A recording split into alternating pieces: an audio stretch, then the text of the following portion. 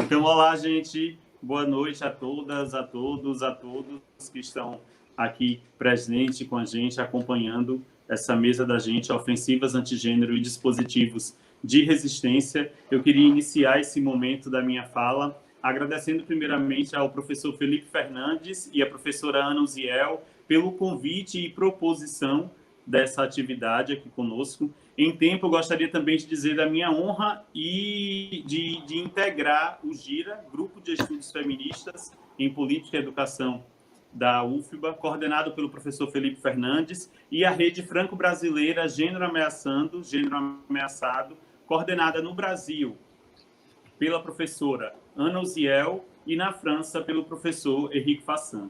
Desde 2019 que tenho me debruçado sobre os estudos dos movimentos antigênero e o impacto desses movimentos na produção de violências contra pessoas LGBT, especificamente no contexto universitário. A combinação entre os estudos da vida universitária e o impacto da ideologia de gênero na produção de violências contra estudantes LGBTs possibilitou que eu integrasse essa rede e estivesse aqui hoje, participando dessa mesa com meus colegas. Essa mesa, então, ela tem como proposta temática a gente discutir as ofensivas antigênero e os dispositivos de resistência a essas ofensivas. É um convite à reflexão sobre os pressupostos das ofensivas antigênero no Brasil e as possibilidades de resistência a essa ofensiva, a partir especificamente de dois dispositivos. O projeto Plantão do Gênero, que mapeia, notifica, reflete e informa sobre a ofensiva antigênero no Brasil, a partir de publicações diárias numa rede social, e o jogo Movimentos Antigênero na América Latina, um instrumento didático que localiza e contextualiza as ofensivas antigênero em 9 países da América Latina. A mesa, então, está sendo composta por pesquisadores de diferentes disciplinas, membros do projeto CAPES-COFECU Gênero Ameaçando, uma cooperação entre o Brasil e a França, que tem como objetivo investigar as ofensivas antigênero do ponto de vista dos estudos de gênero. Então, me apresentando, eu sou Helder Luan, sou doutorando pelo Programa de Pós-Graduação em Mulheres e Feminismo da UFBA, sou membro do GIRA, e atualmente estou realizando um estágio doutoral na Universidade Paris 8 e estou vinculado ao Laboratório de Estudos de Gênero e Sexualidade. Aqui nessa mesa comigo também nós temos a Marina, que é doutora em História pela Universidade Paris 7, com cotutela em Ciências Sociais pela Unesp. Atualmente ela é pós-doutoranda na Universidade Paris 8, também vinculada ao Laboratório de Estudos de Gênero e Sexualidade. Estão também aqui conosco nessa mesa a estudante de graduação em Psicologia pela Universidade do Rio de Janeiro, Laís Mariano, e o estudante de graduação em Psicologia pela Universidade Estadual Paulista, Paulo Freitas. Então, nós vamos dar início à nossa atividade nesse momento. Eu vou passar a palavra, então, para minha colega Marina, e eu peço à organização do evento que, se possível, possa colocar os slides. A gente vai dar início nesse momento, então, a nossa discussão sobre as ofensivas antigênero e os dispositivos de resistência a partir da contribuição de Marina, que eu já apresentei, mas se ela quiser reforçar um pouco a sua apresentação, a sua vinculação e os seus estudos também, eu acho que esse é um momento. Obrigada, Helder. Estão me ouvindo? Acho que sim. Bom, queria agradecer o Helder, aos meus colegas que estão na mesa, a Laís e o Paulo, e também a Yara e o Felipe, que estão na parte técnica, porque nesse momento, sem esse trabalho, nada disso pode ser feito, né? Então, como o Helder já falou, eu trabalhei no meu doutorado, que foi em História, na Paris 7, sobre a imigração de travestis e pessoas trans brasileiras na França, do Brasil para a França, dos anos 70 a 2016. E atualmente eu faço um pós-doutorado sobre a prevenção do HIV para as pessoas trans, e feitas pelas pessoas trans, imigrantes, sobretudo, da América Latina. Então, os meus estudos não são focalizados exatamente na questão antigênero, mas eles são parte dos estudos de gênero e de sexualidade. Então, nesse momento, eu vou fazer uma parte mais introdutória, a parte mais inédita desse trabalho vai ser apresentada pelos meus colegas, que são os dispositivos de resistência. Nessa primeira parte, vou tentar calcular o tempo aqui, vou falar um pouco sobre, sobre a origem e a genealogia desses movimentos, essa campanha antigênero, né? Que eu queria reforçar que, bom, a ideia dessa fala é de trazer a ideia de que essa ofensiva, essa campanha antigênero é um fenômeno que acontece, é um fenômeno transnacional. Então, obviamente, a gente vai trabalhar nessa apresentação mais sobre o Brasil e da nossa atuação na sociedade brasileira, mas esse é um fenômeno transnacional, é um fenômeno que acontece em vários contextos nacionais. Então, uma breve genealogia. Eu queria deixar claro assim, que na verdade, essa minha introdução não é uma pesquisa original minha, então é uma pesquisa. A minha fala é baseada numa pesquisa bibliográfica de vários pesquisadores do mundo inteiro, então, assim, isso também evidencia como o fenômeno é transnacional.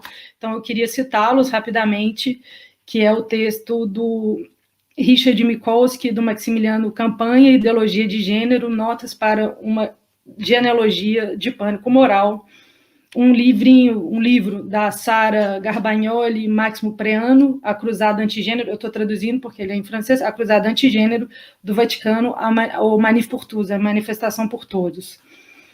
Um livro que eu não tive acesso, mas eu gostaria de citar para ter noção do movimento transnacional, é o do David Paternotte, do Roman Coir, Campanhas Antigênero na Europa, as mobilizações contra a igualdade.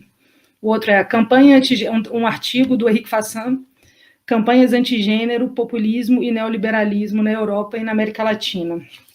Também tem textos muito importantes sobre essa campanha antigênero que foram produzidos pelo Observatório de Sexualidade Política, SPW, que lançou em 2018 uma brochura, não é brochura porque ele está online, mas assim, que são vários artigos sobre países como Argentina, Brasil, Chile, Colômbia, Costa Rica, Equador e México, intitulado Políticas Antigêneros na América Latina. Então, a minha fala é baseada nesse conjunto de estudos de intelectuais que trabalham sobre estudos de gênero em diversos contextos nacionais. Então, política, se alguém puder me dizer quando faltar 5 minutos, vai ser bom, assim, talvez eu nem passe.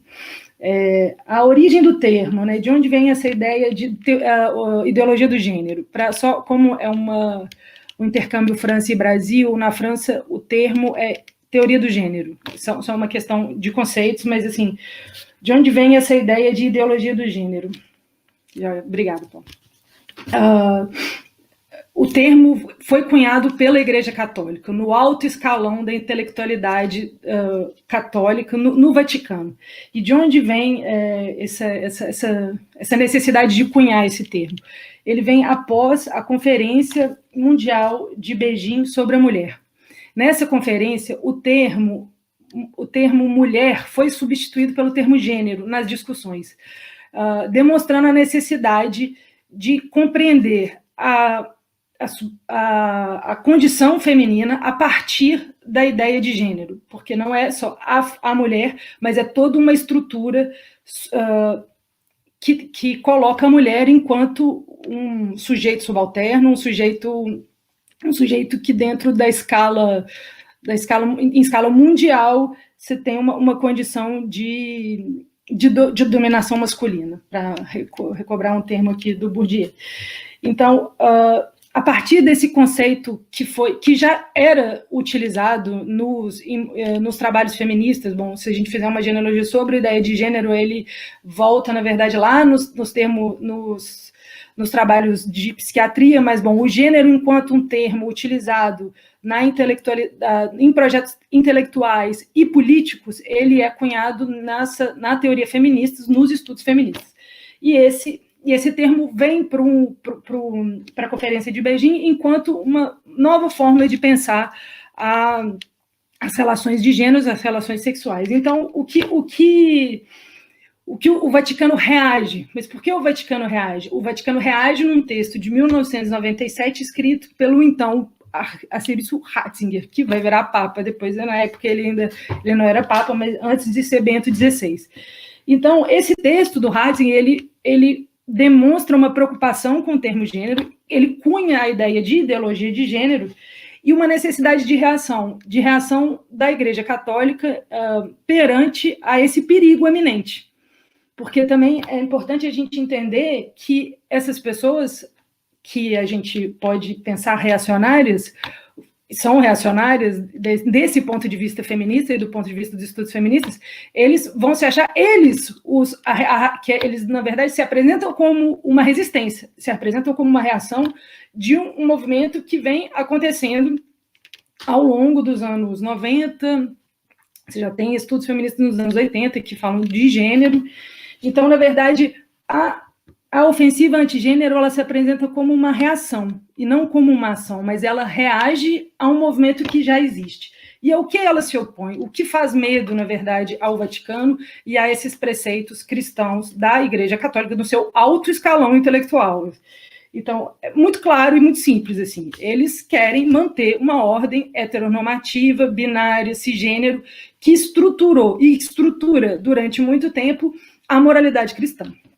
Então, a pauta é muito óbvia, né? É contra o casamento igualitário, contra a adoção e reconhecimento da parentalidade de casais do mesmo sexo, é absolutamente contra a autodefinição do seu gênero, é contra a interrupção da gravidez indesejada, contra o aborto, contra a educação sexual nas escolas.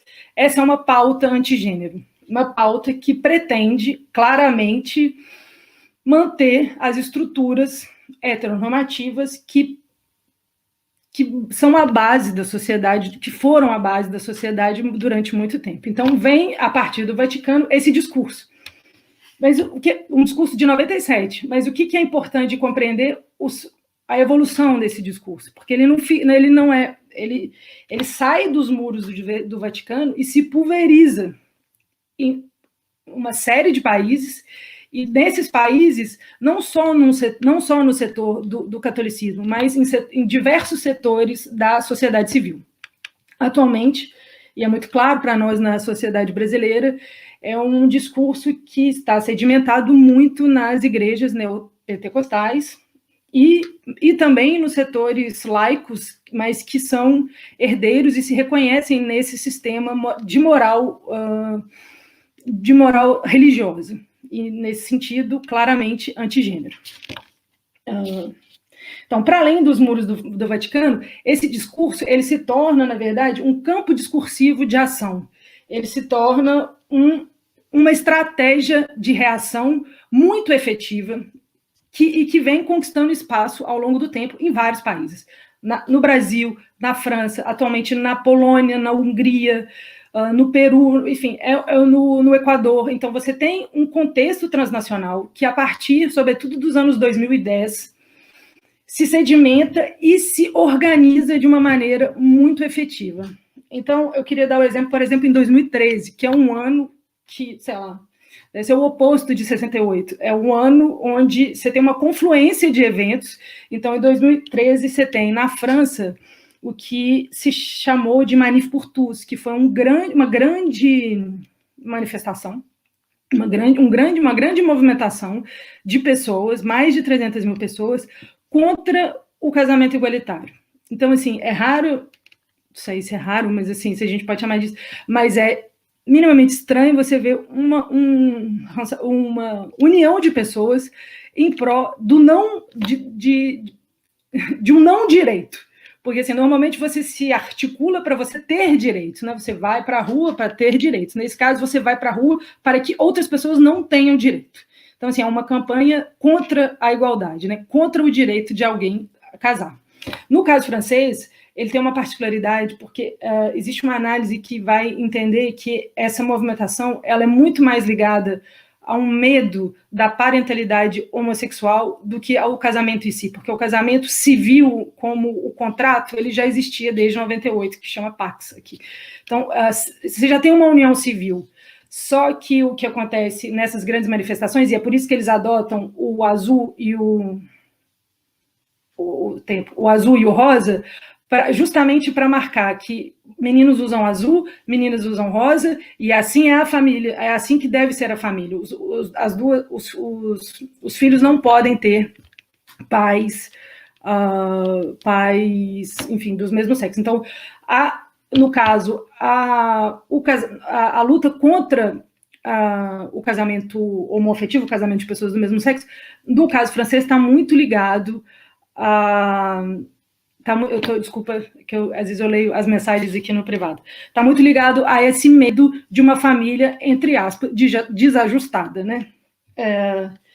Então, e quando a gente vê que esse discurso antigênero, ele começa a se materializar em vários setores da sociedade.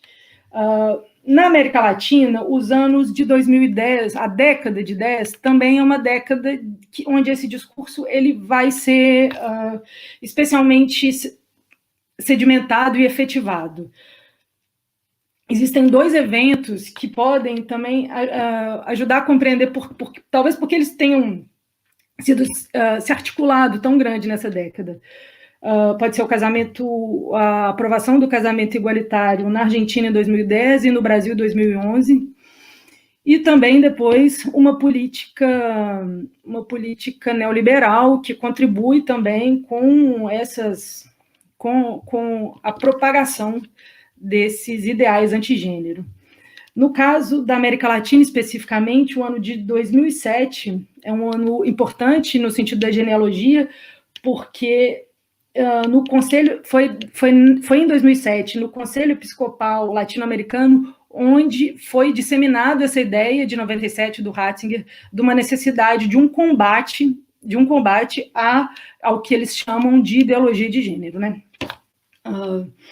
Então, de uma maneira mais geral, né, hoje em dia, o antigênero, essa teoria, essa ideologia de gênero, ela já está sendo agenciada de uma forma muito mais alargada do que ela foi no início. Então, se as pautas eram o casamento igualitário, contra o casamento igualitário, contra tudo que se entendia como avanços da diversidade sexual e avanços reprodutivos, hoje em dia, essas pessoas que lutam e que se acreditam elas mesmas a resistência de uma sociedade da qual elas acreditam, talvez, seria a sociedade ideal, agora essa campanha antigênero, ela começa a fazer ligações do que seria essa ideologia de gênero, como, por exemplo, ideologia de gênero é uma ideologia totalitária, é uma ideologia que vai, isso já vem até no texto da igreja, assim, é uma ideologia que vai destruir a espécie humana, que tem como objetivo destruir a espécie humana. E aí eu me permito ler 2 segundos um trechinho de um livro do Jorge Scala, que é um livro que foi publicado na América Latina e que fala muito claramente do medo e da criação de um inimigo comum, né? Que ele vai dizer, entre aspas, a mal chamada perspectiva de gênero é, na verdade, uma ideologia, provavelmente a ideologia mais radical da história, posto que, ao impor-se, destruiria o ser humano em seu núcleo mais íntimo e, simultaneamente, acabaria com a sociedade. Então, assim, esse é o nível de construção de um medo, de construção de um inimigo. Então, na atualidade, você tem essas pessoas que se creem resistentes de uma ideologia que vai destruir o mundo, eles ainda empreendem, ainda vai mais longe, porque é contra qualquer tipo de avanço educacional em relação ao gênero. Aí no Brasil a gente teve vários exemplos. Chega a um nível de mudar a pauta dos direitos humanos, tudo em nome de uma pauta antigênero. Então, assim, o que se expõe na atualidade, o que acontece na atualidade é uma abrangência das pautas antigêneros para as pautas que a gente poderia dizer progressistas, e então se configura na atualidade um campo de força muito nítido, e no caso que essa, eu não sei se a gente tá, se a reação do Vaticano de 97, se na verdade eles estão ganhando hoje em dia, mas o fato é que existe um avanço e uma reatividade desse avanço, né? Uma reação a esses avanços de diversidade sexual e reprodutiva, e aí, nesse sentido, e é um discurso que muito forte atualmente, e aí o que é inédito na nossa apresentação e o que a gente vem trazer aqui é como a universidade e os pesquisadores que também estão sendo vítimas sobretudo, né, os estudos de gênero são vítima de uma perseguição antigênero, sobretudo de acusações que isso não é ciência, né? Bom, mas não dá para discutir ciência fora da universidade. Então, assim, o que é possível fazer hoje em dia, a gente vem, o que é possível, várias coisas são possíveis, mas a nossa proposta seria de criar 2 dispositivos de resistências que vão ser apresentados pelos meus colegas.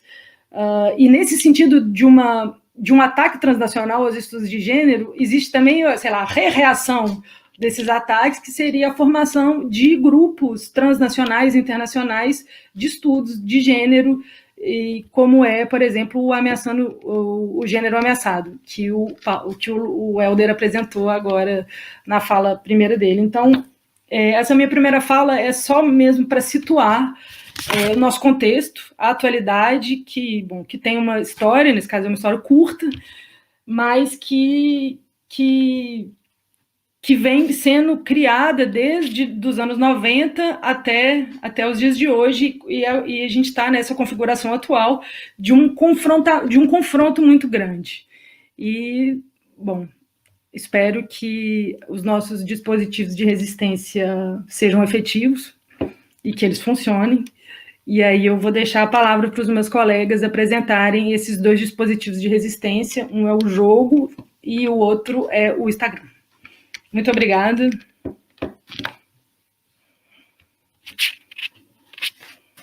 Obrigado, Marina.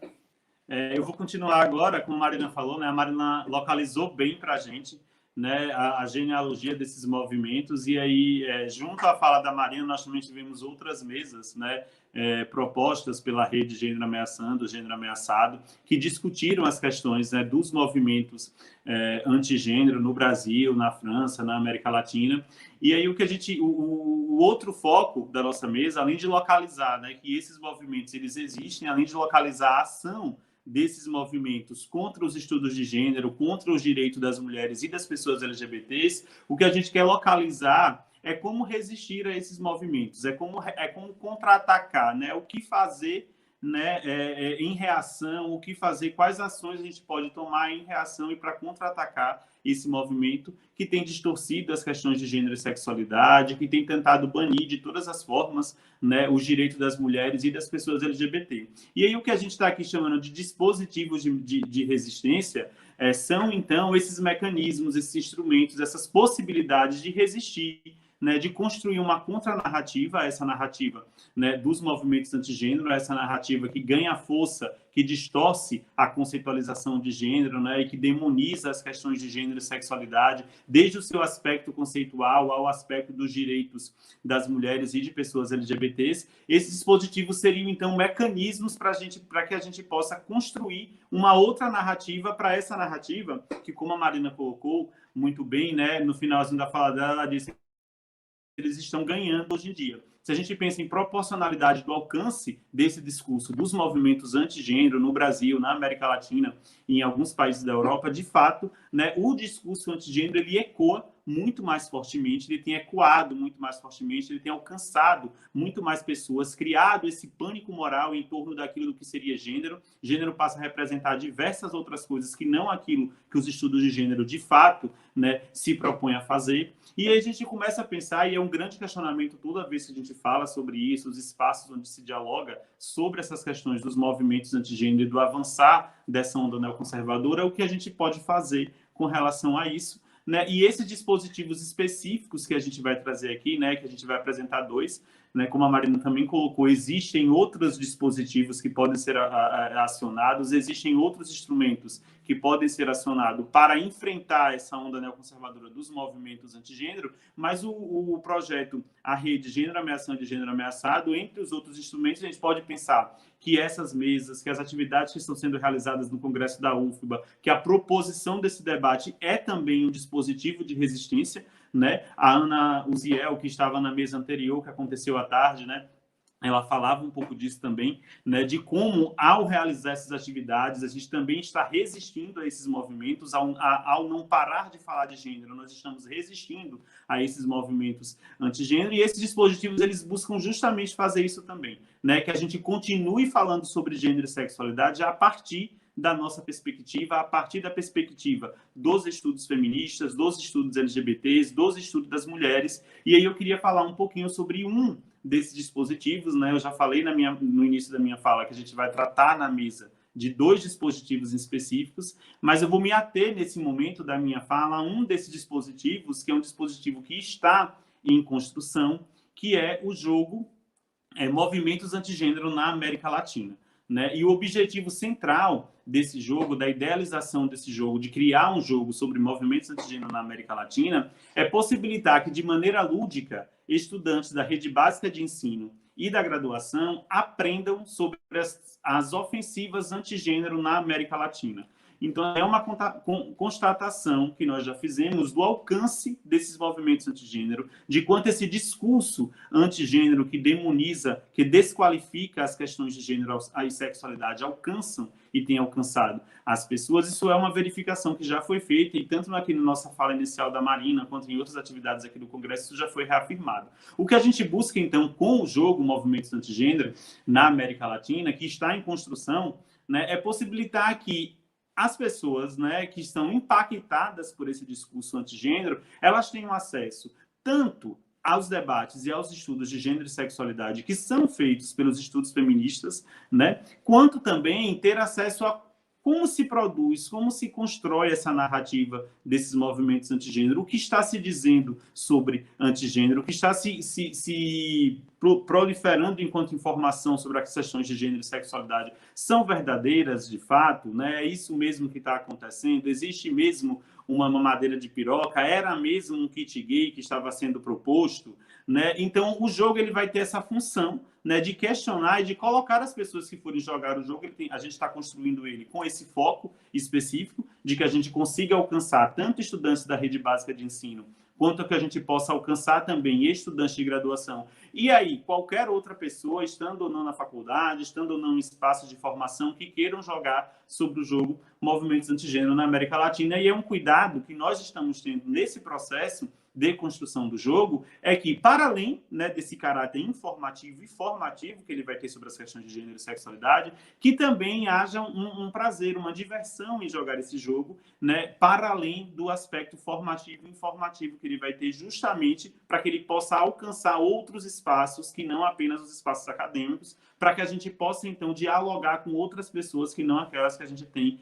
costume de estar dialogando. Então, eu vou apresentar aqui um pouco para vocês, né, como está se dando a construção do jogo em si, do jogo Movimentos Antigênero na América Latina, né, reforçando que a gente ainda não colocou a proposta em prática, nós estamos em processo de construção e de desenvolvimento, então, né, essa construção ela se dá inclusive nesse momento, nesse diálogo, a partir da conversa que nós vamos ter agora, né, isso pode melhorar inclusive o processo de construção desse material, desse dispositivo, mas em resumo, né, o que é o jogo em si, o que é que nós estamos construindo, que nós acionamos para construir esse jogo. Então, o jogo ele vai se passar na América Latina, né, são os movimentos antigênero na América Latina, foi uma escolha que a gente fez, e eu vou falar um pouquinho mais na frente de onde veio essa escolha da construção do jogo e de escolher que ele se passe num primeiro momento na América Latina, e os países que nós acionamos para a produção, né, para estarem no jogo, são Argentina, Brasil, Chile, Colômbia, Costa Rica, Equador, México, Paraguai e Uruguai. Por que que nós escolhemos esses países? Por que esses países foram acionados? Porque nós também acionamos como material base para a construção desse jogo, né, a publicação feita pela SPW, né, sobre movimentos antigênero na América Latina. Então, nós acionamos esse material que já foi construído, um material que foi construído a partir de uma rede de pesquisa coordenada pela professora Sônia Corrêa, que estava aqui com a gente mais cedo também, participando. Então, a gente aciona esse material, que já é uma verificação que já foi feita, uma pesquisa que já foi realizada sobre os movimentos antigênero na América Latina, onde já há uma publicação, está de fácil acesso, né, na internet para outras pessoas verificarem sobre a construção desses movimentos. Então, a gente parte, a escolha desses países, a princípio, se dá nesse sentido, a gente parte dessa construção e dessa verificação que já existe de como os movimentos de antigênero têm funcionado nesses países, né? As publicações dessa coletânea, elas são de 2018, então esse material, ele é um material base, mas a gente também tem buscado outras informações a respeito, né, de como tem se dado a construção e a ação desses movimentos em situações mais recentes. Então, o nosso processo de criação tem se dado dessa forma, a gente tem buscado, né, a partir especialmente do material da SPW sobre movimentos antigênero na América Latina, né, buscar essas informações e também buscando acontecimentos recentes, né, sobre a ação desses movimentos antigênero, né, nesses países que nós acionamos como países para o nosso jogo. E que quando eu mostrar um pouquinho o tabuleiro mais na frente, os dados, a gente vai conseguir entender melhor como é que o jogo funciona. Então, qual é o modo de aprendizagem que nós estamos acionando, né, para a construção do jogo? As pessoas vão ter acesso justamente a acontecimentos, né, dessas ofensivas, essas cruzadas antigêneros nesses países, né? O jogo vai possibilitar que as pessoas que estiverem jogando ele tenham acesso e conhecimento ao modo de ação desses movimentos, e a aprendizagem vai se dar justamente dessa forma, né? Quando eu mostrar ali as cartas mais na frente, a gente vai ver que o questionamento, né, o buscar saber das pessoas, assim, até que ponto aquela informação que é vinculada, que é divulgada, ela é verdadeira ou falsa, é essa que vai ser a nossa questão central para o modo de aprendizagem. Eu vou falar agora para vocês como é, então, o funcionamento do jogo, como é que esse jogo, a gente pretende que ele funcione. Então, nós já finalizamos essa parte, né, de construção do jogo. Eu peço ao Paulo que ele pode passar o slide. Nós já finalizamos essa parte de construção do jogo, das regras, né, do modo como ele vai ser operado e jogado pelas pessoas, e o que é que nós temos de componentes, né? A gente vai ter um tabuleiro, que eu vou mostrar para vocês como é que ele vai funcionar, 2 dados de países, 2 dados de números, 72 cartas de território, 72 cartas de visto, 9 fichas de informação, 9 cartas de milha, 9 pinos viajantes e 9 passaportes. Helder, por que é que você está apresentando os componentes, né? Eu acho que pela descrição dos componentes do jogo, já dá para perceber que a gente vai trabalhar, então, com essa ideia de viagem. Então, quando as pessoas forem jogar o jogo Movimentos Antigênero no Brasil, nós vamos convidar as pessoas a fazerem uma viagem pela América Latina, e é por isso, então, que a gente vai ter cartas território, cartas de visto, né, uma carta de acesso ao país, a informação sobre o país. As pessoas vão ser convidadas a viajar pela América Latina. A gente tem essa proposta, né, de tabuleiro, que nós estamos fechadas com ela, trabalhando em cima dela já, com os países que nós estamos trabalhando. E como o jogo vai funcionar, então, né? As pessoas, todas os participantes, né, e a gente pensou em até 9 pessoas jogarem, que é a quantidade de países, o máximo de pessoas que jogariam seriam até 9 pessoas, uma pessoa por país, e o objetivo principal do jogo é que a pessoa consiga visitar todos os países, né? A pessoa vai entrar no jogo, o jogo se inicia, e o objetivo que as pessoas vão ter seria, então, visitar todos os países, mas para entrar em cada um desses países, a pessoa vai ter, então, que responder, né, uma questão, uma afirmação de verdadeiro ou falso sobre um acontecimento dos movimentos antigênero nesses países. Né? A pessoa, inicialmente, ela está Aí eu peço para o Paulo que volte um pouquinho. Se a pessoa inicialmente... Mais um pouquinho ainda.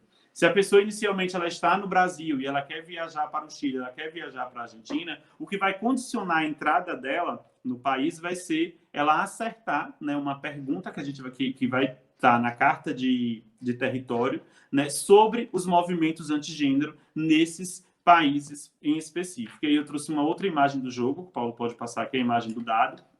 Então, né, as pessoas saem ali do aeroporto, que está central, a pessoa vai jogar o dado, o jogador ele inicial, enfim, ele joga o dado, sai um país, então saiu o Chile. Né? Esse, então, é o destino. O destino de viagem ele é sorteado. A pessoa, então, ela vai viajar para o Chile. O que garante a entrada dela no Chile é acertar, então, uma informação, né, que nós optamos de ser uma informação de verdadeiro ou falso sobre os movimentos antigênero nesse país, sobre as ofensivas antigênero nesse país. E a gente tem um exemplo seguinte, que é o exemplo das cartas, né? Essa é a construção que nós estamos fazendo do que seriam as cartas de território, que é a carta que fica na mão da pessoa responsável por aquele país, aí para acessar o Brasil, por exemplo, né? Eu estou no Chile, saindo do aeroporto do Chile, estou querendo visitar o Brasil dentro da nossa proposta de jogo, sorteio o Brasil no meu dado, o que é que eu tenho que fazer para entrar no Brasil? Ao tentar entrar no Brasil, né, o jogador que estiver com as cartas no Brasil, ele vai me perguntar, então, e nós temos aqui um exemplo de uma das questões. Uma das questões do jogo é, em 2020, apoiadores pró-vida perseguiram e desrespeitaram uma criança de 10 anos que havia sido estuprada pelo tio, a fim de impedir o procedimento. Foi a ministra da Mulher, da Família e dos Direitos Humanos que inflamou os grupos pró-vida.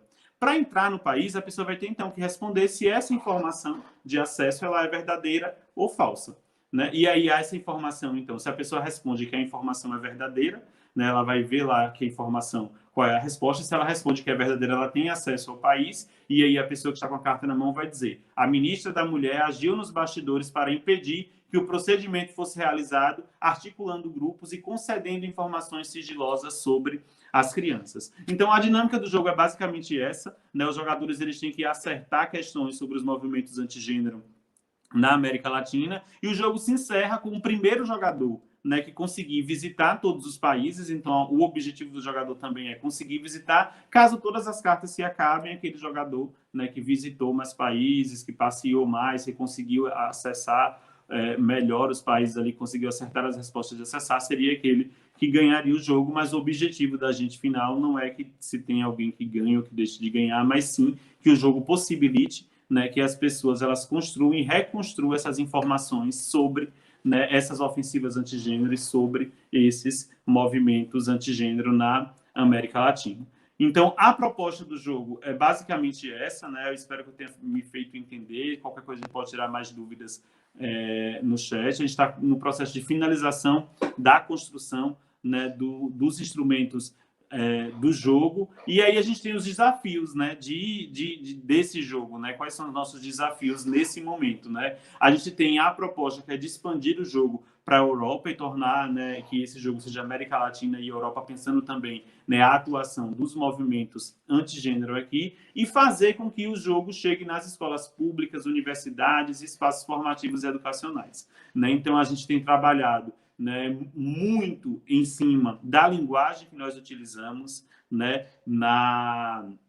nas cartas, a linguagem que nós utilizamos na descrição, justamente porque nós queremos que, né, que as pessoas elas consigam, né, que elas tenham acesso a essa informação, que seja informação facilitada e que seja uma informação que se dê de forma lúdica, que essa informação chegue. Né? Essa é a estratégia que nós estamos pensando. São muitas as estratégias, né, que vários grupos no país estão pensando nesse momento para, né, contra-atacar, para criar uma contranarrativa, essa narrativa, né, das ofensivas antigênero e dos movimentos de antigênero no Brasil e no mundo. Né? E essa é uma das, os meninos vão falar mais na frente agora sobre outra, né, ação, sobre outro tipo de dispositivo de resistência que nós estamos construindo, mas eu entendo que, para além desses dois desafios, o nosso desafio principal, seja com esse instrumento, seja com outros instrumentos que outros grupos estão desenvolvendo, é fazer com que o nosso, né, discurso chegue, com que a nossa informação chegue, né, com que aquilo que a gente estuda e trabalha, né, nos estudos de gênero, nos estudos feministas, para o direito das mulheres e direito de pessoas LGBTs,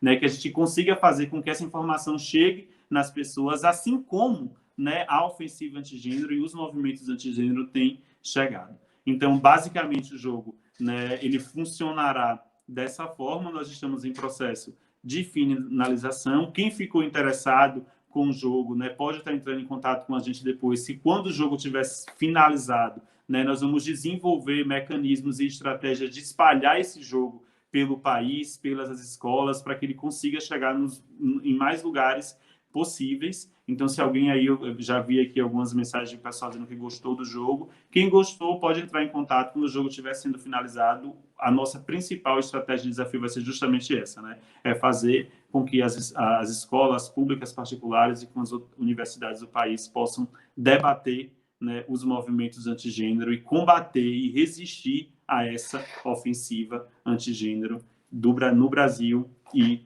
no mundo. Então, obrigado. Eu passo a palavra agora para os meus colegas, o Paulo e a Laís, que vão falar um pouquinho sobre uma outra dispositivo de resistência, sobre uma outra estratégia, né, que o nosso grupo Gênero Ameaçado tem montado e tem feito para resistir, né, e para contra-atacar os movimentos antigênero, que é o nosso Plantão do Gênero. Né? Quem estiver assistindo já pode abrir o Instagram, digitar @Plantão do Gênero, enquanto os meninos falam, vai conferindo lá no Instagram como é a nossa página. Obrigado. Então, gente, boa noite. Meu nome é Laís, prazer estar aqui com vocês. E como o Helder disse, esse dispositivo que a gente chama de resistência, e não só de resistência, também de produção, ele vem como uma extensão da rede de gênero, trazendo luz à importância da construção de debates e políticas de igualdade sobre o assunto, né, para além do ambiente que é estritamente acadêmico. Então, assim, a gente produz sob a ótica do gênero, da sexualidade, das suas interseccionalidades, a partir de notícias, situações, fatos, disparadores que acontecem aqui no Brasil e no mundo. Então, assim, a página, ela nasceu num contexto em que as discussões elas estavam acontecendo principalmente na internet, né? Ela nasceu em julho do ano passado. Então, tipo assim, a gente estava fisicamente longe da academia e com um espaço virtual imenso que a gente, enfim, para que a gente pudesse aproveitar essas discussões e tudo mais. E a gente viu o Instagram como uma ferramenta boa que abraçaria a nossa ideia e que seria muito útil para aquilo que a gente queria passar, né? A página... Pode voltar. Isso. A página em si, ela possui pouco mais de 1.000 seguidores, né?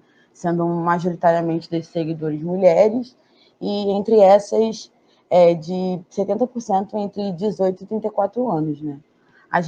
Atualmente, a gente está com um pouco mais de 1.000 publicações, não, 100 publicações, se eu não me engano, deve estar 102, 103 hoje, e assim, com foco nas postagens do feed, mas também a gente trabalha com vídeos, com entrevistas que aparecem nos stories, com vídeos que vão para a TV do Instagram, para poder circular outros tipos de mídia, a não ser aqueles que ficam fixos lá no nosso feed. Pode passar.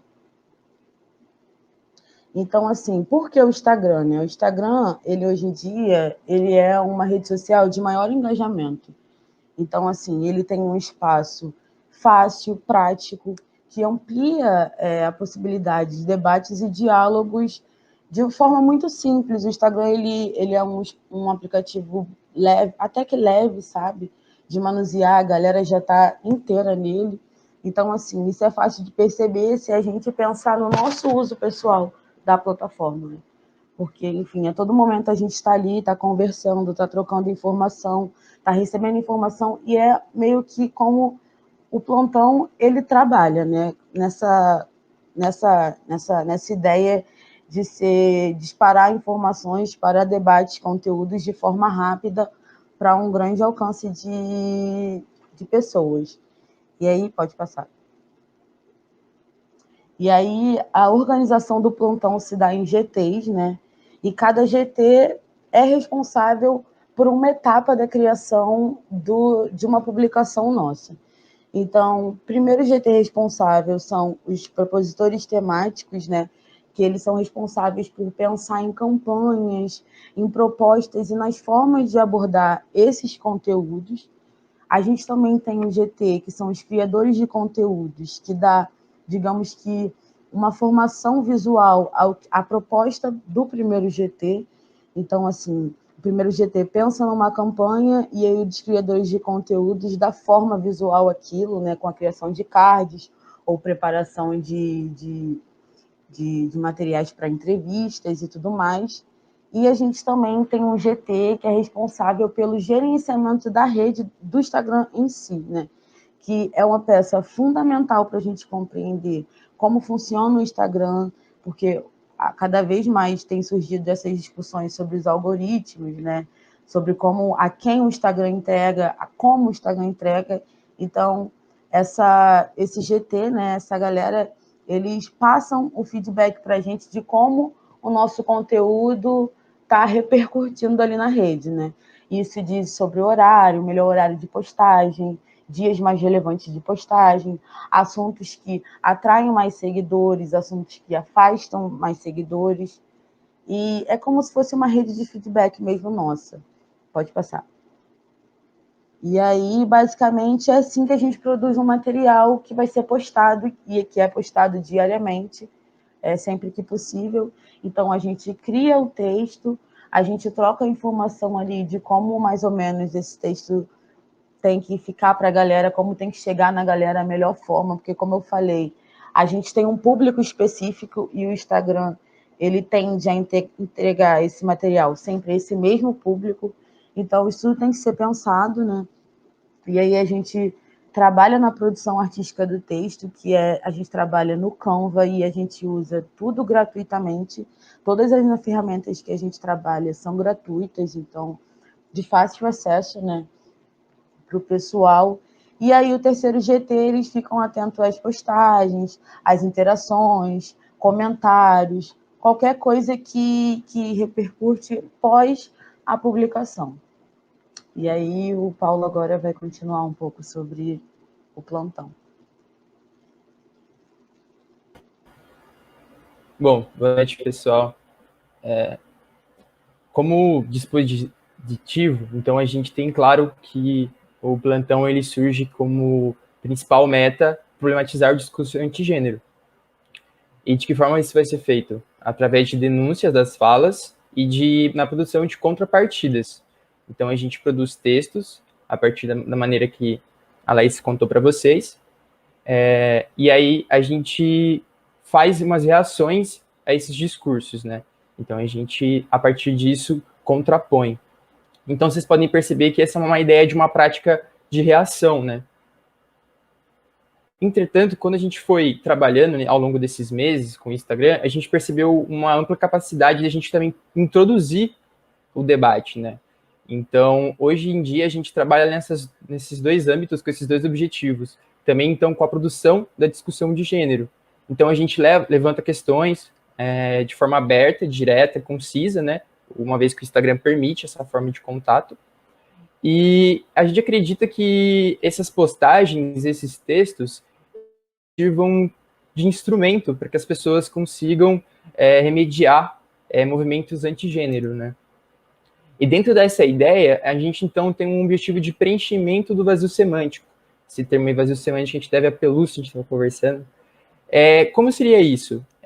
Seria na ideia de que a gente quer ajudar a construir e elaborar essa narrativa do gênero, né? Então, a gente quer, sem que haja níveis dessa narrativa, né? Desde pessoas que entendam desde dos detalhes e da minuciosidade dessa pauta, até pessoas que estejam no início, né? Então, aqui a gente consegue perceber que é uma ideia de prática preventiva. Vale salientar que é uma prática preventiva, uma vez que visa informar, mas não de forma educativa, né? Não é no Instagram que a gente quer educar as pessoas sobre o gênero, não é isso. Bom, alguns tópicos que a gente já trabalhou, o feminismo dos direitos das mulheres, né? Então, a gente já trabalhou temas como violência contra a mulher, a importância da discussão feminista para a construção democrática, e também a gente falou sobre prazer feminino, né? Masturbação vaginal, uma das últimas postagens que a gente fez, inclusive. Além disso, a gente trabalha gênero e política, né? Com temas interseccionais, como gênero e racismo, e além disso, a gente trabalha sobre diferenças e desigualdades, né? Por exemplo, tá trabalhando a diferença e desigualdade social entre uma mulher e um homem, essas ideias. Pedofilia também, né? A diferenciação entre o que é a parafilia e o que é a violência sexual, e desmistificando um pouco esse tema também. A gente trabalha diversas pautas em relação também à população LGBTQIA+, como efemérides, por exemplo, a gente fez também uma semana inteira de postagens de vídeo na Semana da Visibilidade Trans. Então, a gente até construiu uma ideia gráfica, né, com as cores da bandeira trans. Então, todas as postagens naquela semana foram com essa cor, foi bem legal. E a gente trouxe o aborto, que ele não é uma pauta tão grande assim quanto foi a população ou o feminismo, mas a gente trouxe o aborto porque como a gente vai falar posteriormente, existem alguns temas que são difíceis de trabalhar no Insta. E o aborto foi um deles. A gente, inclusive, notou, né, como eu vou falar daqui a pouco, que a gente, quando a gente postava sobre aborto, diminuiu os seguidores. E como a Laís introduziu, a gente conversa sobre esses temas a partir de atualidades. Então, sobre notícias, então a gente dialoga com alguns blogs, com algumas notícias mesmo de jornalísticas, a partir de atos, né, do Ministério, sobretudo do Ministério da Damares, né, e além disso fala da autoridade, vamos falar do Milton, que a gente trabalhou, né, e além que, inclusive, hoje a gente tem também a pauta BBB, a gente percebeu que agrega muito, e a partir disso a gente consegue trabalhar algumas coisas interessantes, né? Então a gente meio que... Existe uma palavra no meio do Instagram que é copy, que é quando você coloca uma coisa para chamar a atenção da pessoa. E o BBB, ele é muito bom nisso. Então a gente coloca e a gente trabalha algum tema relevante a partir do BBB. Desafios. Bom, ao longo desse tempo que a gente tem trabalhado, a gente notou que há algumas dificuldades em fazer isso, sabe? Sobretudo, esses empecilhos são colocados pela própria ferramenta. Então, uma delas é a celeridade da discussão. É muito rápido. O Instagram tem uns assuntos muito datados. Tipo, um exemplo. Se eu falar hoje da Carol Conká, não vai ser a mesma coisa do que eu falar ontem da Carol Conká. Porque as coisas mudam muito rápido. Então, as opiniões e as formas de abordar os temas mudam muito rápido.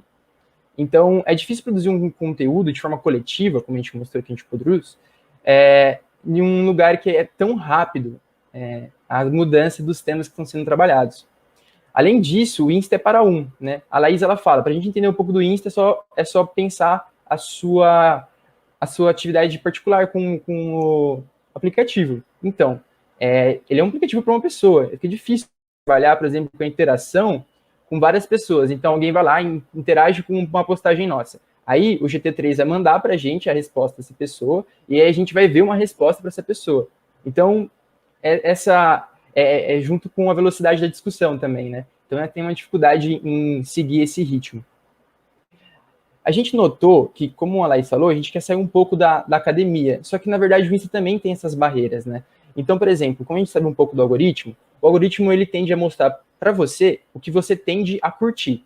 Isso de diversos modos. O assunto, por exemplo, dentro do algoritmo tem os assuntos que você mais gosta. Se o tópico que você gosta é postado pelas páginas que você tem, vai ser mostrado, tende a ser mostrado. E através de curtidas também. Então, o que você curte, você vai tender a ver mais. O que acontece? As pessoas que trabalham sobre esse assunto e se debruçam sobre o gênero, são pessoas às quais a gente já tem acesso, seja na academia ou seja na nossa roda social. Então fica difícil também ampliar esse alcance para além das pessoas que a gente já atingiu de certo modo, sabe? Mas é como a gente disse, nosso objetivo é ajudar de algum modo hoje na narrativa de gênero. Então a gente não perde com isso, a gente só deixa de ganhar no caso. Bom, limitações da profundidade. A gente, como trabalha com mais cards, a gente é limitado por 10 cards.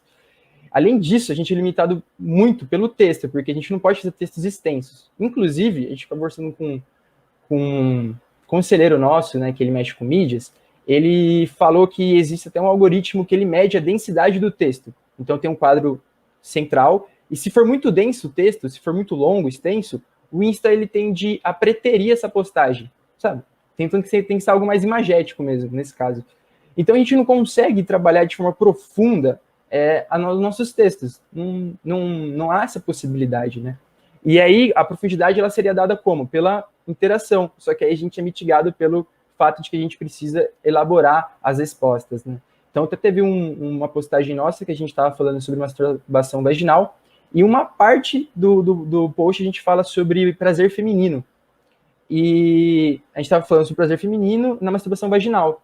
E aí comentaram que a gente não estava falando sobre mulheres trans que não fizeram cirurgia, porque também é prazer feminino.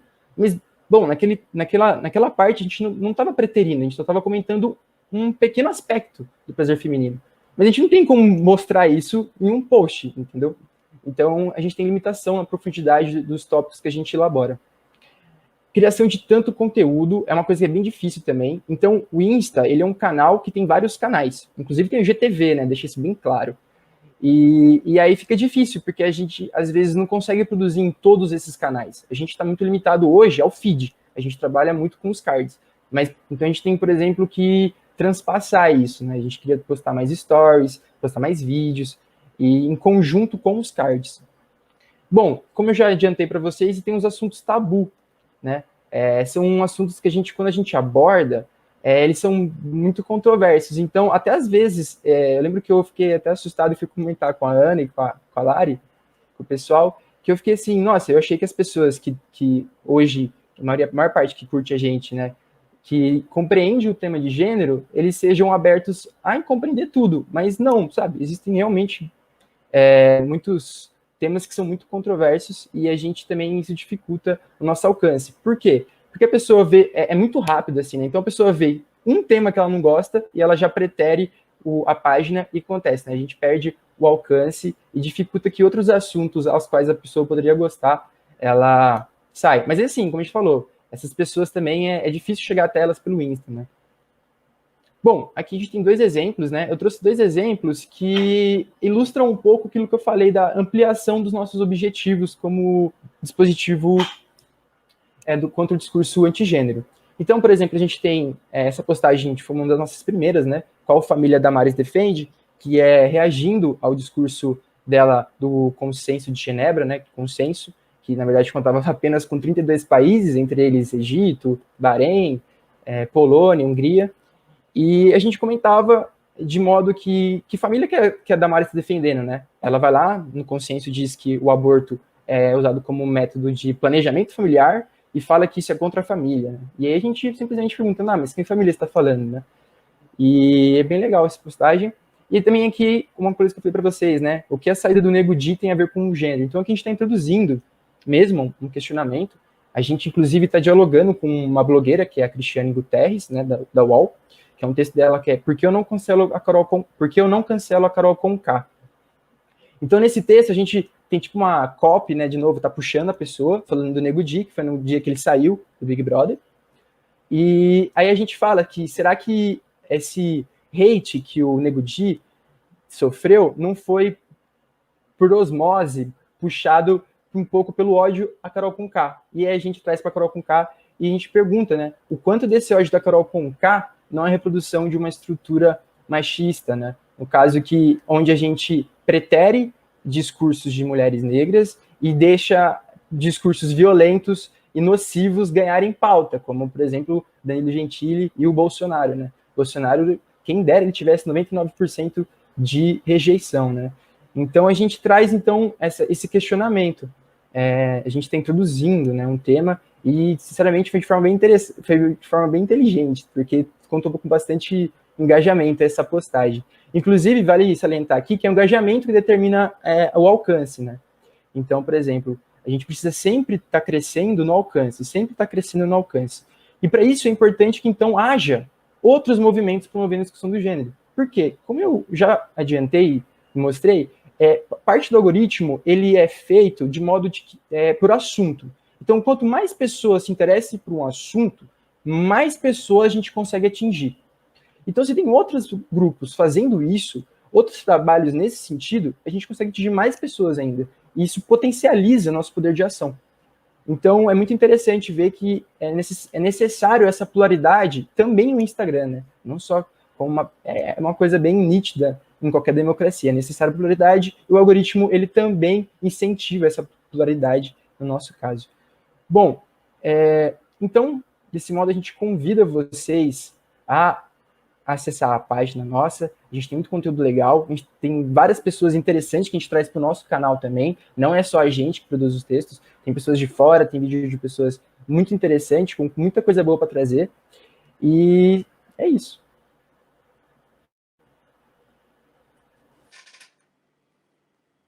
Obrigado, Paulo. A gente está finalizando esse momento de apresentação, né, dos nossos dispositivos. Eu penso que tanto na questão do jogo quanto na questão do plantão, né, algo que marca muito a construção, né, desses dispositivos é o fator da linguagem.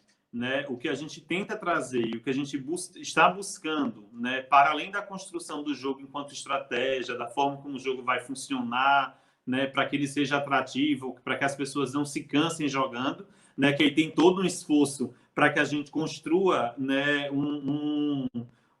uma narrativa interessante para que as pessoas joguem o jogo, né, para que ele seja interessante de ser jogado. Então, eu acho que tem fora toda essa questão, né, que a gente tem se debruçado para que o jogo seja interativo, para que de fato as pessoas consigam fazer. Fora essa questão, tem um outro aspecto que eu acho que é um aspecto que aí ele se assimila, ele é muito parecido com o aspecto do Instagram, né, dentro das ações que a gente tem desenvolvido nos nossos dispositivos, que é esse aspecto da linguagem que a gente utiliza e de como a gente se comunica.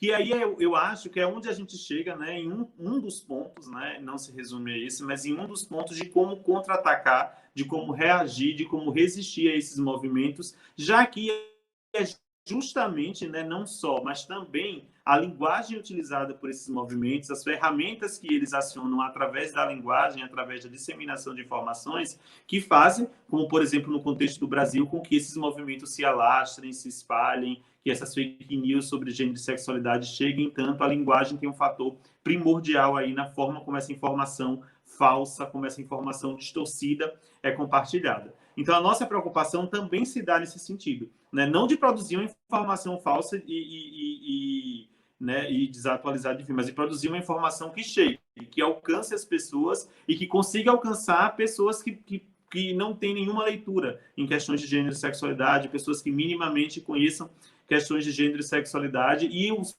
próprios indicativos da página, como o Paulo mostrou, dizem muito para a gente isso, do quão é importante, né, de que a gente consiga alcançar essas pessoas através da linguagem. Quando a gente fala de BBB, quando a gente fala de assuntos que são mais próximos das realidades das pessoas, elas se sentem mais à vontade de engajar, de curtir, de participar daquela discussão, se a gente pensa a curtida como um nível mínimo de participação. Né? Quando é um outro assunto que as pessoas não dominam tanto, que não faz tão parte da realidade delas, o que talvez seja um pouco mais complexo, né? Também há esse afastamento e a gente tem se colocado a pensar, né, justamente nisso, nessas formas de linguagem, como aproximar essa comunicação, que eu acho que é um dos grandes desafios que nós temos nessa resistência às ofensivas. Né? Então, a gente tem aqui, eu selecionei pelo menos 2 perguntas, não sei se apareceram mais, mas eu vou fazer primeiro essas 2 e depois eu posso buscar outras aqui, que acho que o Paulo e a Laís, como eles falaram sobre o plantão, eu acho que eles podem se revezar um pouco para responder, nesse sentido, já que é focado no plantão. Então, o professor Felipe, ele pergunta assim para a gente: como vocês chegaram a essa dinâmica dos GTs, né? Como foi que os GTs eles foram organizados e como vocês se dividiram entre eles, né? Como se dão as tomadas de decisão do grupo, né? Como é que acontece o funcionamento do GT, como é que a gente chegou nessa ideia, né? Eu acho que é interessante falar também sobre isso, já que nós somos um grupo grande. Atualmente, ativamente, nós temos 10 pessoas, eu acho, de forma muito mais ativa, né, no plantão. Então, é muita gente administrando a página só, então é interessante localizar como é que aconteceu essa articulação. Né? E outro questionamento do professor Felipe, que é uma grande provocação para a gente também, né, é pensar como é preciso para vocês ocuparem mais o Reels, Stories e IGTV. Né? Vocês já fizeram alguma live pelo canal, né? Então acho que é interessante a gente pensar. Paulo e Laís podem se revezar aí para responder, já que a questão está mais focada com o debate do plantão. Tá, posso responder a primeira? Então, a gente se dividiu de acordo com o campo que a gente mais tinha interesse e mais facilidade, né? Por exemplo, eu estou no GT de criação artística, de conteúdo, da forma visual do conteúdo, porque é um campo que eu tenho mais familiaridade. O Canva, aprendi a mexer no Canva. O Helder e o Paulo também estão nesse GT. O GT tem o GT também dos redatores, né, que tem a Ana, a Larissa, o GT do gerenciamento, que é a Camila, que é a Luana. Enfim, eu acho que pode ser essa a resposta, né, mais pela nossa familiaridade e vontade de estar participando ali daquela organização. Né? E tem mais alguma sobre isso? É importante salientar também que, assim, como a gente é de humanas, a gente é muito flexível, então também não é uma estrutura rígida, assim. Caso uma pessoa tenha vontade de escrever um texto, ele pode sugerir no grupo, né, do WhatsApp, que é onde é a mesa de discussão, onde é feito isso. Mas realmente onde a gente tem mais, onde a gente mais gosta de fazer mesmo. Mas pensando no que a gente poderia fazer para trabalhar com outros canais, né? A Larissa, a gente estava conversando, no caso a gente precisava de um bolsista, né?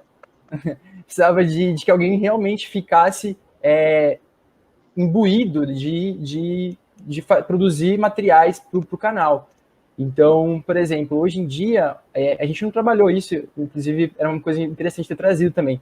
Há desafios internos também, não só da ferramenta.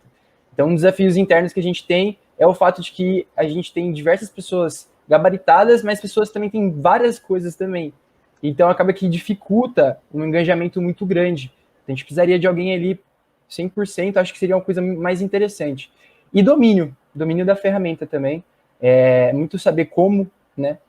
O Instagram é interessante, é muito você saber o como você deve abordar, que horas você vai postar, vai ser o Stories, mas o que você fala no Stories, o que você fala no post, como um vai trabalhar com o outro, como um não vai atrapalhar o outro. Porque às vezes, por exemplo, se você, um exemplo, se você produz duas coisas no seu feed, o Insta, ele tende a postar o que é mais atual. E aí, isso pode mitigar a sua segunda postagem, que às vezes é mais importante, a sua primeira postagem do dia. Então é isso também, é domínio e alguém que consiga ficar muito mais tempo ali pensando isso também. Obrigado, Paulo.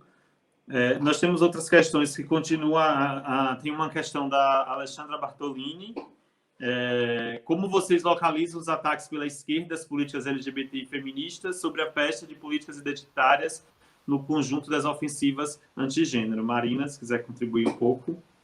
Sim, antes de responder, só queria fazer um comentário, porque como eu não trabalho no plantão, eu trabalho só no jogo, mas eu acompanho eles no WhatsApp, aí eu queria testemunhar o trabalho cotidiano, intenso que eles têm, porque, assim, parece que é uma postagem por dia, mas, assim, os GTs, então, na verdade, assim, eu nem consegui acompanhar, eu quase fui trabalhar com eles, mas, assim, é um trabalho gigantesco e eles trabalham muito todos os dias. Então, assim, como eu posso elogiar, não é normal a pessoa fazer um autoelogio, então eu estou testemunhando a quantidade de trabalho e de tempo doado para o plantão, assim, que eu acho importante dizer.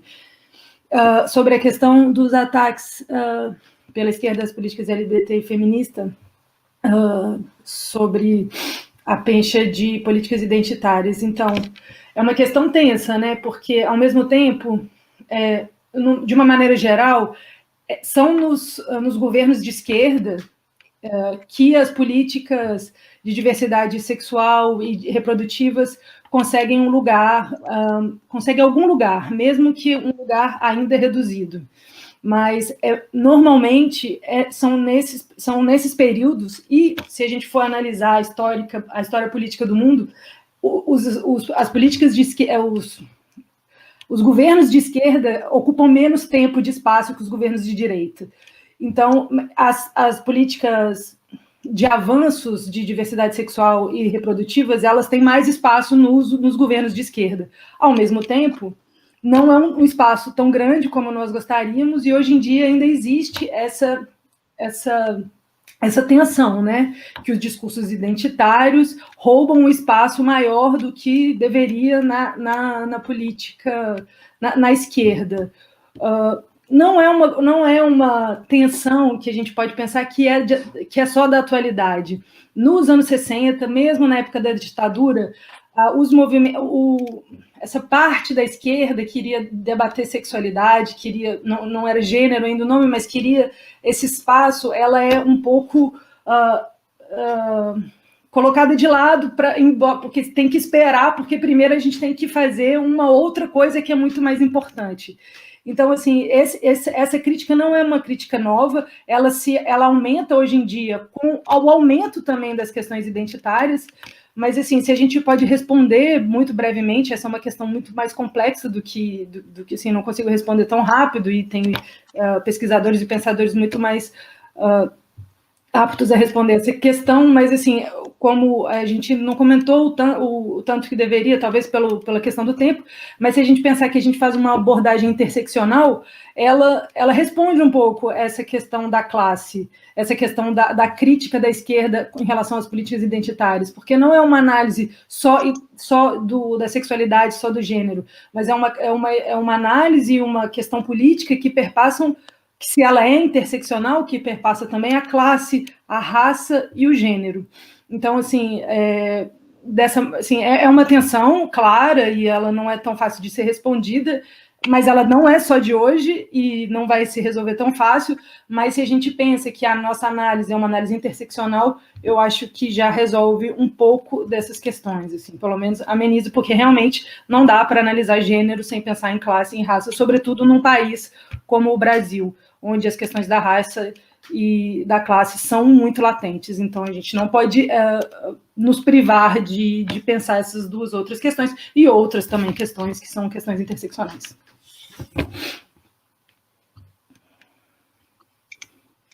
Então, a gente tem outras questões sobre o plantão. A gente tem outras questões sobre o plantão.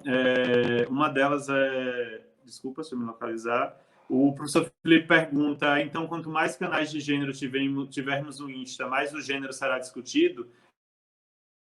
É uma questão que ele faz. E depois a professora Miriam Grossman pergunta para a gente quantas pessoas estão envolvidas em cada um dos dois projetos e qual o melhor horário para se postar no Instagram. Eu vou responder um pouco essas perguntas para a fala girar um pouco mais, né, e não sobrecarregar também tanto os meninos do plantão do gênero, já que a fala está muito focada lá e eu também participo um pouco desse processo do plantão. Né? Eu diria que ao professor Felipe que a forma como o Instagram tem funcionado, ele ajuda nesse sentido, mas isso diz também da forma como o nosso conteúdo chega. Né? Porque, assim, quanto mais pessoas que falam sobre gênero e sexualidade, que estão atentas a esse debate, nós tivermos as nossas redes, possivelmente mais a gente vai ter um engajamento sobre esses temas, porque aquelas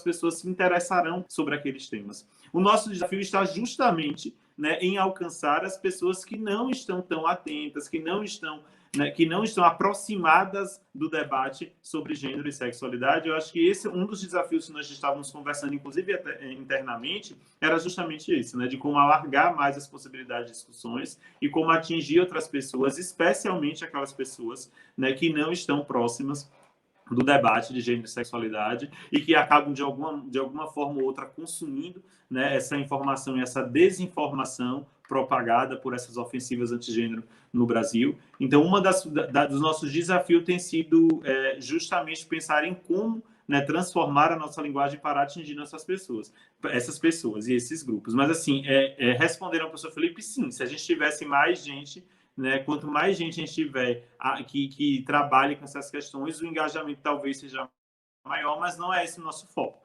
Né? E esse foi um debate que a gente teve, inclusive, internamente, né, de que nós não estamos preocupados tanto com a quantidade, né, de tidas, mas sim em tentar fazer com que essa informação, com o debate que a gente faz, ele consiga alcançar mais pessoas. Né? Respondendo à professora Miriam também, quantas pessoas estão envolvidas em cada um dos dois projetos. No plantão do gênero, a gente tem um número maior de pessoas envolvidas, como eu falei, ativamente, se eu não estiver enganado, nós temos 10 pessoas de forma mais ativa, né, no plantão, divididas aí entre 10 ou 9, se não me falha a memória agora, mas assim, de 3 em cada GT, mais ou menos, nós temos e temos uma escala de trabalho dentro desses GTs para funcionar, né, o andamento da página. E qual o melhor horário para se postar no Instagram? Essa é uma grande questão que a gente se debate também, porque não tem um horário fixo. Né? Uma coisa que a gente aprendeu no processo é que vai variar do dia. Tipo, segunda-feira, postar 6 horas pode ser que seja ótimo. Quando chega sábado ou domingo, postar 6, talvez não seja tão bom. Talvez meio-dia tenha um alcance maior, porque vai variar no horário em que as pessoas que estão seguindo a nossa página estão entrando no Instagram, estão com a página aberta, ou em que horário elas curtem. Como a nossa página, né, a gente fez esse movimento na nossa página, de que ela é uma página me falhou a palavra agora, se os meninos lembrarem, eles podem me ajudar, mas não é bem profissional, né? Mas tem a conta pessoal e você pode mudar para uma conta como se fosse profissional, não sei se é esse o termo. A nossa conta, ela é esse tipo de conta, que é um tipo de conta em que dá um retorno, inclusive, sobre esse engajamento, né? Sobre o horário, sobre o dia em que a gente tem um maior alcance, o que ajuda a gente também a pensar nas pautas, a pensar em qual dia a gente vai, né, lançar as informações. Eu acho que as perguntas, eu acredito que tinha respondido, deixa eu ver se tem mais alguma aqui no chat, não tem nenhuma outra pergunta.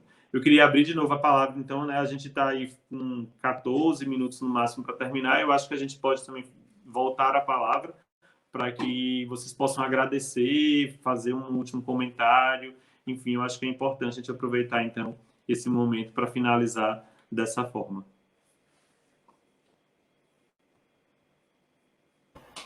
Bom, eu vou aproveitar a pergunta, que só ampliar um pouco e já encerro. Eu estava assistindo hoje uma das mesas, eu esqueci qual mesa, mas era um trabalho da Juliana Paz. Ela estava falando sobre lesbofobia algorítmica, né? Trabalha um pouco sobre essa ferramenta que a gente trabalha. Então, só para uma coisa interessante a gente trazer e dialogar com outros trabalhos da mesa, de outras mesas. Há também essas estruturas, o YouTube, inclusive, também já foi desmascarado isso, que é de certo modo, preterido o diálogo de gênero. Então, por exemplo, se há assuntos nesse sentido, o algoritmo, ele pretere esses tópicos. Então, é algo que a gente, inclusive, anotar, né? Então, foi o que a Juliana trabalhou, com a Juliana Paz, através do termo racismo algoritmo. Então, ela vai trazer para a lesbofobia.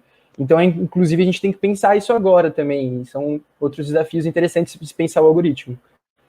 Então, e é isso. É mais um desafio e espero que a gente consiga cada vez mais ampliar e entender mais essa ferramenta e de que forma a gente pode utilizá-la como dispositivo. Valeu, pessoal.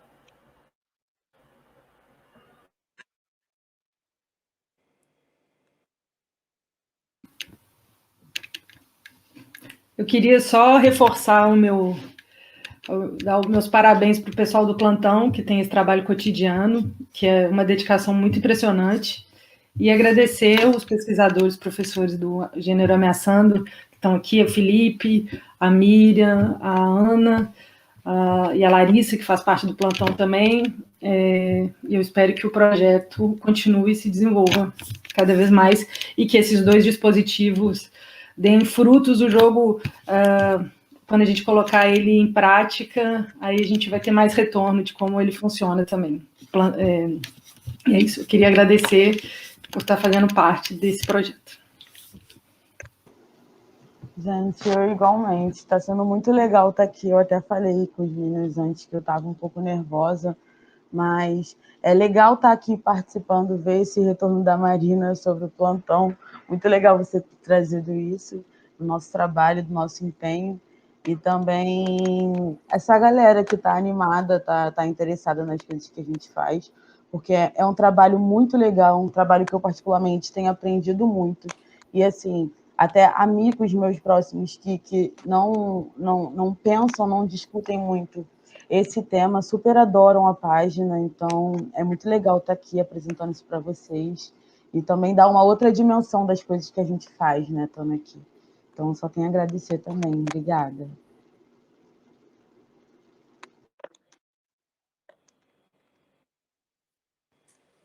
Também eu estendo meus agradecimentos já feitos pela Marina, né, a professora Ana Uziel, o professor Felipe Fernandes, a professora Miriam Grossi, que fazem parte do nosso projeto, que estão acompanhando aqui com a gente essa atividade. Para mim também é uma honra fazer parte, né, do projeto, integrar esse projeto, né? Tem sido um desafio muito grande, assim, aqui na formação da atividade, acabou que do plantão estamos eu, Paulo e Laís, que somos do mesmo GT. A gente é do GT de criação de conteúdo. Acabou que nós estamos os três aqui do mesmo GT, em função de que outras pessoas também eram para estar com a gente na mesa, e acabou que não deu certo, mas somos os três do mesmo GT de criação de conteúdo. o que eu acho mais legal do projeto é que, justamente, por exemplo, tanto eu, quanto o Paulo, quanto a Laís, nós nunca tivemos, né, pelo menos nenhuma experiência profissional, nem fazendo parte do foco dos nossos estudos, trabalhar com criação de mídia.